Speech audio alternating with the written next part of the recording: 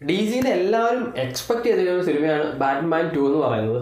Batman 2 2026 October 2-നാണ് release ചെയ്യാൻ വെച്ചിരുന്നത്. Cinema delay ആകും, അതും ഒരു ഡിലേ സ്റ്റോറിയാണ്. അത് ജെയിംസ് ഗണ്ണ് തന്നെയാണ് ഒഫീഷ്യലി പറഞ്ഞിട്ടുള്ളത് സിനിമ ഡിലേ ആകും എന്നുള്ളത്. റീസൺ പറഞ്ഞത് എന്താണെന്ന് വെച്ച് കഴിഞ്ഞാൽ മാറ്റ് റീവ്സ് ഇതുവരെ അതിൻ്റെ ഒരു സ്റ്റോറി സ്ക്രിപ്റ്റ് റൈറ്റ് ചെയ്ത് കഴിഞ്ഞിട്ടില്ല, ഫിനിഷ് ചെയ്തിട്ടില്ല സ്ക്രിപ്റ്റ്. അതുകൊണ്ട് തന്നെയാണ് സിനിമ ഡിലേ ആകുന്നത്.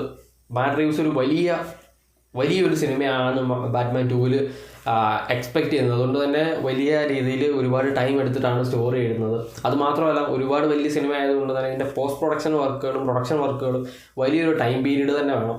ഇവർ ഒരുപാട് ധൃതി വെച്ച് സിനിമ ചെയ്യുന്നില്ല, ഒരു നല്ല രീതിയിൽ ക്രാഫ്റ്റ് ചെയ്തിട്ട് നല്ലൊരു സിനിമയ്ക്ക് വേണ്ടിയിട്ടാണ് 2027 സിനിമ മാറ്റുന്നത്. അത് കറക്റ്റ് ഒരു വർഷം മാറ്റിയിട്ട് 2027 ഒക്ടോബർ 1-നായിരിക്കും സിനിമ റിലീസ് ചെയ്യുന്നത്. ഇപ്പോഴത്തെ ഒരു അവസ്ഥയിൽ അടുത്ത വർഷം സിനിമയുടെ പോസ്റ്റ് പ്രൊഡക്ഷൻ വർക്കുകൾ സ്റ്റാർട്ട് ചെയ്യുമെന്നാണ് പറയുന്നത്. ബട്ട് സ്റ്റിൽ ഇതുവരെ മാറ്റ് റീവ്സ് സ്റ്റോറി എഴുതി കഴിഞ്ഞിട്ടില്ല. എങ്ങനെയാണ് ഈ ഒരു സിനിമയുടെ സ്റ്റോറി, എന്ത് കഥയാണ് പുള്ളി പ്ലാൻ ചെയ്യുന്നതെന്നുള്ളത് നമുക്കറിയില്ല. ഇതിനകത്ത് പെൻഗ്വിനെ ഇൻക്ലൂഡ് ചെയ്തിട്ടാണോ അല്ലെങ്കിൽ അതായത് നമ്മൾ ഇതുവരെ കാണാത്ത ക്യാരക്ടേഴ്സിനെയൊക്കെ വെച്ചിട്ടാണോ ബാറ്റ്മാൻ ചെയ്യുന്നതെന്ന് അറിയില്ല.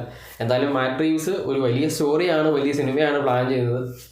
എന്തായാലും ഒരു വർഷം കൂടെ നീട്ടിയിട്ടുണ്ട്. അപ്പം ഇപ്പം തന്നെ, അതായത് റീസ്ട്രക്ചർ ചെയ്തിട്ട് ആദ്യത്തെ സിനിമ വരുന്നതിന് മുമ്പ് തന്നെ ഡിലേയുടെ ആ ഒരു ഇതാണ്. ഞാൻ അന്നേ പറഞ്ഞത് ഈ ആവേശങ്ങളൊന്നും വേണ്ട, കാരണം ഇപ്പം കൊടുത്തിരിക്കുന്ന ഇനീഷ്യൽ റിലീസ് ഡേറ്റുകളിലൊന്നും സിനിമകൾ വരാനുള്ള ചാൻസ് ഇല്ല എന്നുള്ളത്. എനിക്കറിയാം ഇതുപോലെ ഡിലേ ആകും, പല സിനിമകളും ഇങ്ങനെ ഡിലേ ആകും, ക്യാൻസൽ ആകും എന്നൊക്കെ നമുക്കറിയാവുന്നതാണ്. പക്ഷേ എന്തായാലും 2027 തന്നെ വരും. ഒരു വർഷം കൂടെ നമ്മൾ വെയിറ്റ് ചെയ്യണം എന്നുള്ളതാണ്. ഒരുപാട് എക്സ്പെക്ട് ചെയ്തിരുന്ന സിനിമയാണ്. ഇപ്പം സൂപ്പർമാനെ വെച്ച് കമ്പയർ ചെയ്യുകയാണെങ്കിൽ സൂപ്പർമാനേക്കാൾ കൂടുതൽ എക്സ്പെക്ട് ചെയ്തിരുന്ന സിനിമയാണ് ബാറ്റ്മാൻ 2 എന്ന് പറയുന്നത്. എന്തായാലും ഒരു വർഷം കൂടെ വെയിറ്റ് ചെയ്യാം.